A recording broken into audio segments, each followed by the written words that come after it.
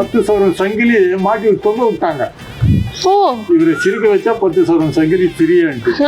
கோவை சரளாவே வந்து இங்க என்னென்னமெல்லாம் ட்ரை பண்ணிட்டாங்க. கோவை சரளா, மதன் பாபு இங்க எல்லாம் வந்து என்னை சிரிக்க வைக்கிறதுக்காக ட்ரை பண்ணி பார்த்துட்டாங்க.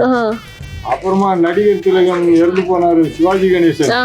சிவாஜி கணேசன் வந்தாரு, வந்து என்கிட்ட பேசினாரு.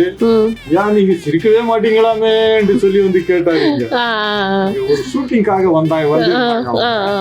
அப்ப அந்த நேரத்துல கார்டு எடுத்துக்கிட்டு வந்து அவங்க கேட்டாங்க, சிரிக்கவே மாட்டீங்களாமே சொல்லி. அப்புறமா நான் ஒரு வணக்கம் பண்ணேன்.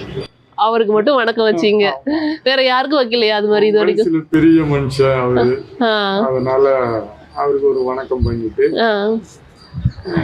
கையை காட்டிட்டு அவரும் போயிட்டாரு. நானே இது மாதிரி பெரிய பெரிய ஆள்லாம் வந்து உங்ககிட்ட பேசுறப்ப அவங்கள வந்துட்டு சிரிக்க வைக்க ட்ரை பண்றப்ப உங்களுக்கு பிடிச்சவங்களாவும் அவங்க இருப்பாங்க. அப்போ வந்து நம்மளுக்கு பேசணும்னு தோணும் இல்லையா? அதை நீங்க வந்துட்டு வேற வழியே இல்லாம செய்யணும்னா முடியலையே பேசுறதுக்கு சொல்லி இருக்கும்போது யார் வந்தா என்ன, யார் போனா என்ன எல்லாம் பார்க்க முடியாது. எங்க ஓனர், எங்க எம்டி வந்தாலே நாங்க பேச மாட்டோம். எங்க வேலையில சொல்லி இருக்கும்போது நாங்க அதுலதான் இருப்போம். வேற யாராவது வந்திருக்காங்களா இப்ப சிவாஜி அவர்களை தவிர? அர்ஜுன், நடிகர் அர்ஜுன் வந்து இருக்காரு. அர்ஜுன் வந்து ஷூட்டிங் டைம்ல தான் அவரும் வந்தாரு. அவர் எவ்வளவு ட்ரை பண்ணாரு, அவராலையும் முடியல. நடிகர் விக்ரம் வந்து இருக்காரு. விக்ரம் வந்து அங்கே இருந்து பைக் எடுத்துக்கிட்டு வந்து நேரா அதுல மோதனாரு. நான் நிக்கிறேன் பாருங்க கல்லுல, அதுல கொண்டு வந்து மோதனாரு சிரிப்பான்ட்டு. அப்ப கூட நான் ஒன்னும் கண்டுக்கவே இல்லை.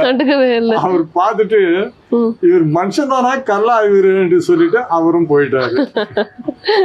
அப்புறமா கனல் கண்ணன் இருக்காருல்ல, அவர் என்ன பண்ணாரு, 100 ரூபாயா மாலை கட்டி, 100 ரூபா நிறைய 100 ரூபாயா மாலை கட்டி ஆளுங்களை எல்லாம் கூட்டி வந்து மேல அடிச்சுக்கிட்டு வந்து அந்த காசு மாலையே போட்டாரு எனக்கு. அப்ப கூட சிரிக்க வைக்க முடியல.